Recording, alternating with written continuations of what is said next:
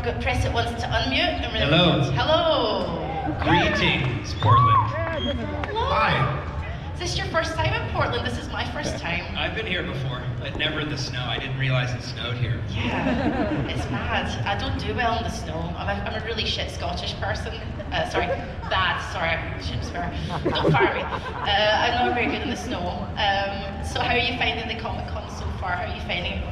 It's cold. Yeah. You've not been doing cons for too long. It's been about a year for you both, Yeah. roughly. And it must be nice actually getting out and meeting people and hearing their stories. Are there any that stick out to you in particular?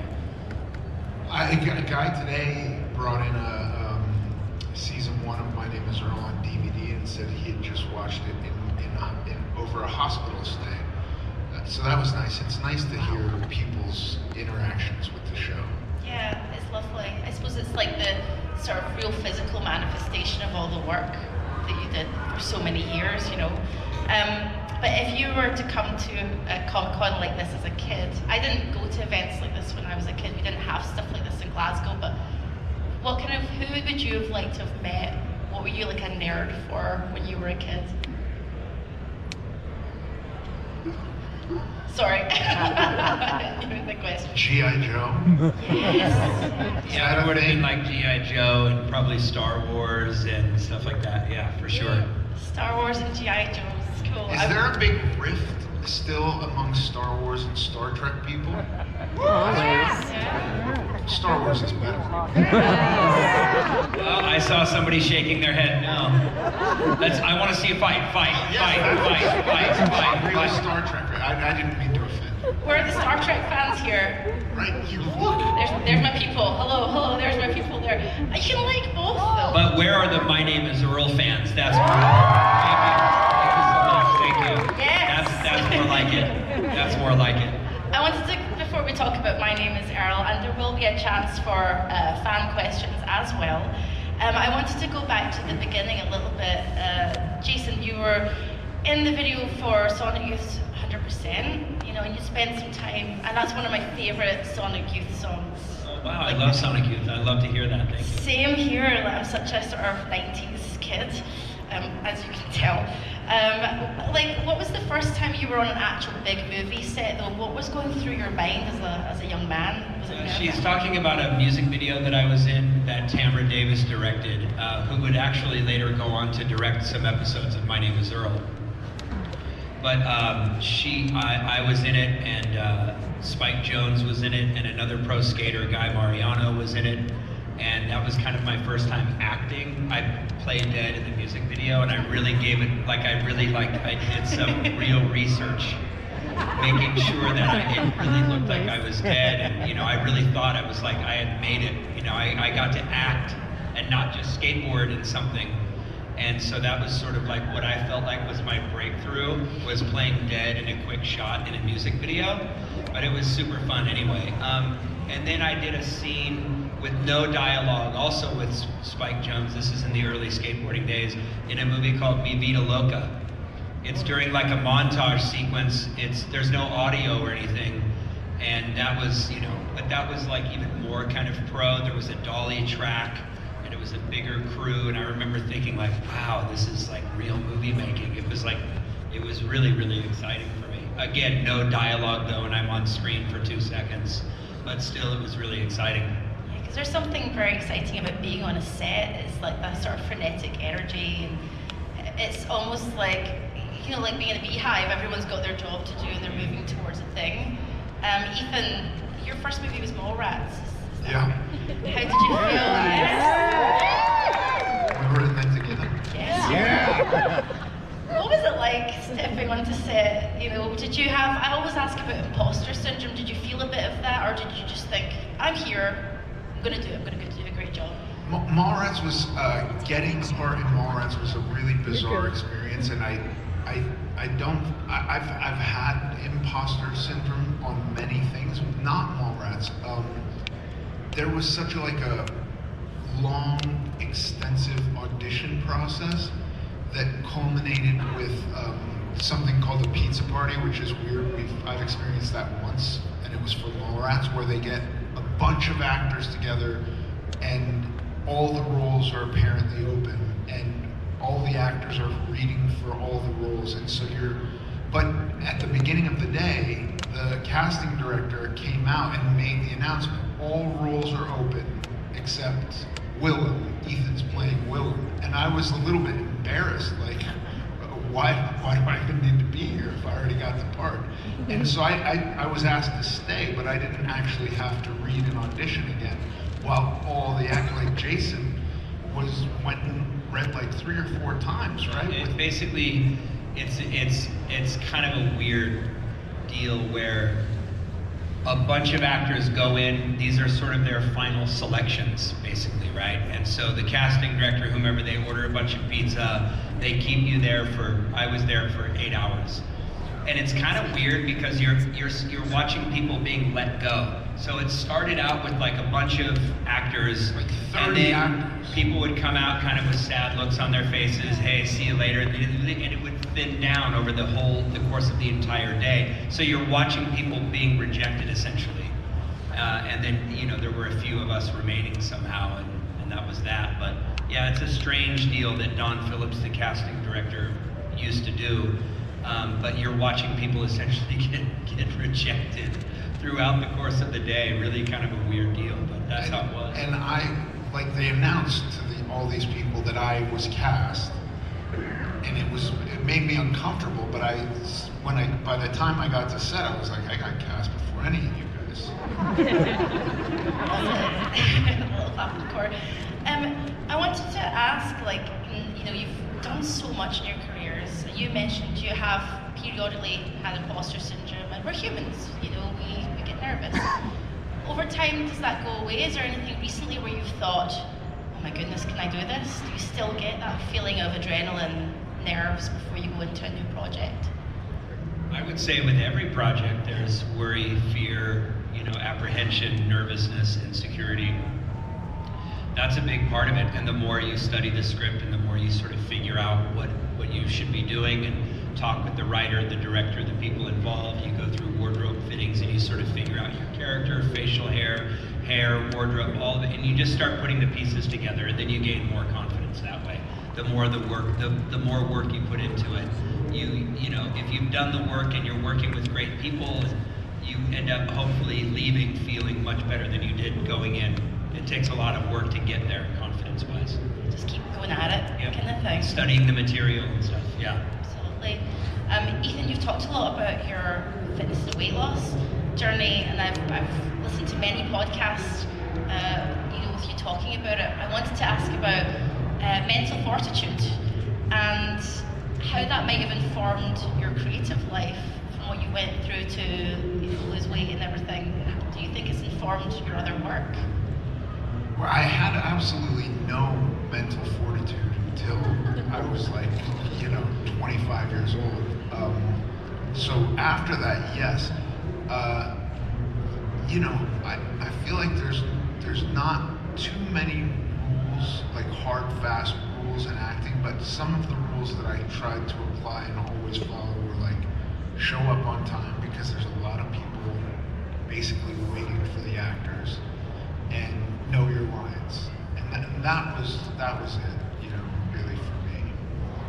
What about you, Jason? When you came to acting via you've been a pro skater, you came to acting, was there anything that from that time that really kind of helped you because you fall down, you get up again, you're practicing every single day, anything that you kind of took from that? That's a good question, because I think naively I went into Mallrats, which was my first movie as well, at least a movie with dialogue, and if you've seen Mallrats, it's a lot of dialogue. So I kind of went in cold. Kevin said, look, I'm going to give you this part because I'd like to work with you and I think you're the right person for the job, but you're not a real actor, and so I'm going to have you come out to location early so that you can get a head start on practicing this thing called acting, where you have to memorize dialogue and show up on set and rehearse and block the scenes and follow your tape marks and all of this was just very intimidating. But I went in thinking, oh, I've already been a pro skater, I've competed, I've been to contests, I've skated in front of large crowds, it should be fine, I'm going to be okay. No. My very first day on set, I I shat my pants almost. You know, like I had gotten there early, I had practiced with Kevin and rehearsed for weeks ahead of time. But still, as soon as it was day one and I was on set and I saw the camera and the crew, and it was like I almost froze and couldn't speak. It was incredibly intimidating. But thankfully Kevin and I knew Ethan and everybody was very warm and friendly, and they helped me sort of get through that initial day. But nothing that I had done could have prepared me for what it was like to be in front of a camera. There's, you know, producers, it's Universal, it's a big budget at the time, and, you know, I cannot mess this up, and I have a ton of Kevin Smith dialogue to memorize. It was extraordinarily intimidating. But I'm glad I got over that hump and was able to sort of finish the movie, only to have it completely bomb at the box office later that year, which was devastating. And now, of course, we're super grateful that it's gone on to become sort of like a cult classic. But yeah, it was definitely an experience. I learned a lot from that. Well, you both did a great job, despite all of that. I love Mallrats, you guys too, right?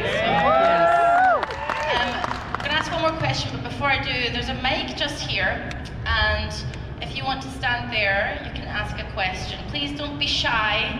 Please go for it. Like, let's get people standing up at the mic, and then we'll get to you guys. Yeah, it's all good. We're all friends here. Let's just ask very quickly about My Name is Earl. I'm sure everyone's got questions about that, because it was hugely popular, and what an amazing show it was. Being in people's homes in that way, so different from being detached on a big screen. You know, like, when was the point where you knew, oh, wait a minute, this is actually a thing, this is actually becoming really, really big? Was there a moment, an interaction? You know, in 2004, 2005, neither Jason or I had pursued television. I guess I started doing a show called Boy Meets World, and so that was my first job, and I had done, and then we both did movies for about 10 years, and we had young kids. My wife was pregnant, Jason had a 1-year-old, and going, you know, every job you do, every new movie, it's the first day at school, and you're traveling, you're in a strange place, you're not sleeping at home, you're away from your family, and so TV is the alternative to that. It's the way an actor can have a quasi-normal life. And so we started looking at TV, and my agent sent me a gigantic stack of scripts. And reading through them, I didn't find myself touched emotionally or really laughing out loud. And then I got to My Name is Earl, and I laughed out loud throughout that script. It was really, really hilarious, and it had heart. And so I kind of figured, unless somebody really messes this up, this is going to be a great show, and it was. Thank you very much, Ethan. Okay, guys. Right, we're going to get to the fan questions. When you come up to the mic, say your name loud and clear, and then direct your question. So, hello, friend. What's your name? What's your question? And hello. Hi. Hi. Hi, my name's Cliff Whetstone.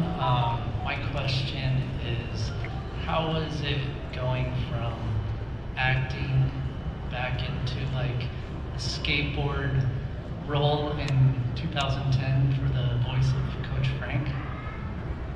Skateboarding's never not been a part of my life, you know what I mean? So it's always very familiar to me. And it's always super fun when I get to do anything relating to skateboarding. And Coach Frank is a fun character to play, some just weird oddball character that I came up with a long time ago in the skateboarding world. And Coach Frank ended up being the guide. When you play Skate 3, it's a video game, there's a character called Coach Frank who's in there guiding you on, teaching you how to skate. It's pretty funny. Anyway, that was absolutely so cool to have EA call and say, hey, we have this like tutorial where you know have to teach the players how to play the game. Do you think you would want to do that as Coach Frank? And I was like, damn right, baby, let's do it. Yeah. Thank you very much. Do you have a question as well? Yeah, go for it. What's your name? Fitz. Hi Fitz, what's your question? What's your favorite song? Great question, go for it. Favorite song? Wow, Fitz, that's a really great question that I feel like I would be doing disservice to a lot of wonderful songs if I picked one song as my favorite. I'm going to say David Bowie, Win. But I'm reserving the right to change my mind in 5 minutes. Really good answer and question.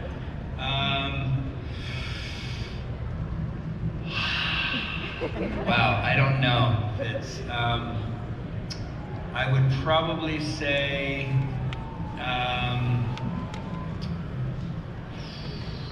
man, you stumped me. Sorry. My favorite song, I would probably say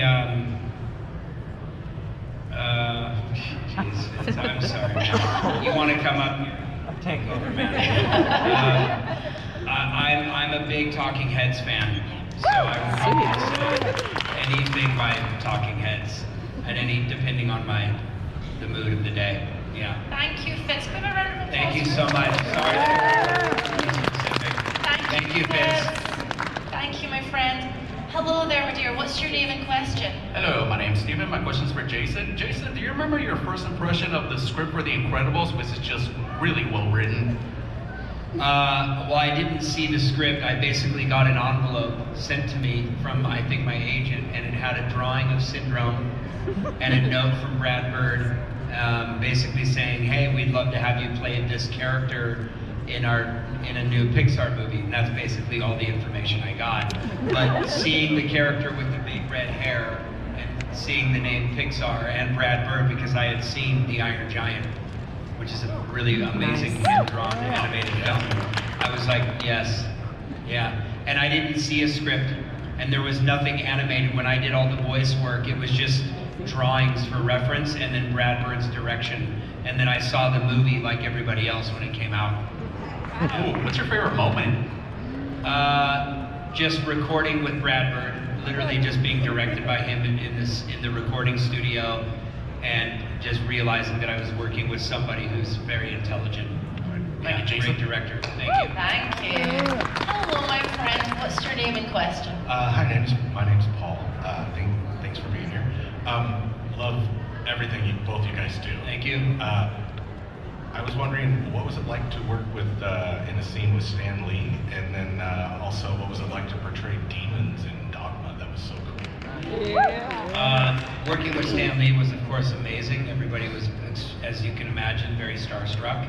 We all knew that we were sort of in the presence of an absolute legend, you know? And he had a great sense of humor. He knew exactly what we were trying to do with Mallrats, and he was happy to play along with it, and he was fantastic. That was like, we were all very starstruck. And then playing Azrael in Dogma was just a lot of fun, just kind of getting to do whatever and, you know, be really animated and big, and then wearing the sort of seersucker suit was a lot of fun. Yeah, anything with that meaty Kevin Smith dialogue is usually a lot of fun. Yeah. I went into Kevin's house in New Jersey and got a full body plaster cast made of myself to wear this insane outfit that they were having made for the Golgotha. And then Kevin was like, do you really want to be on set wearing this insane costume, because we could just animate this? And I was like, please animate it. Yeah. Yes, awesome. Oh, did you ever see the sailboats? Never saw it. Oh, nice. Thank you all. Thank you.